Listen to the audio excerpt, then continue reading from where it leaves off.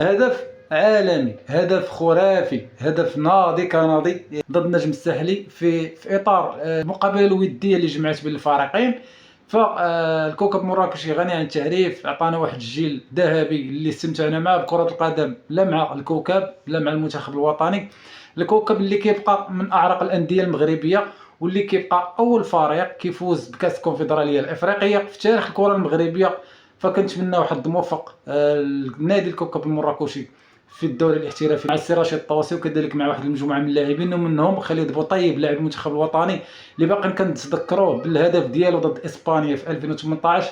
فبكل صراحه الكوكب غادي يكون معادله صعبه في البطوله الوطنيه هذه السنه، بحكم انني تفرجت في هذا الماتش هذا البارح صراحه.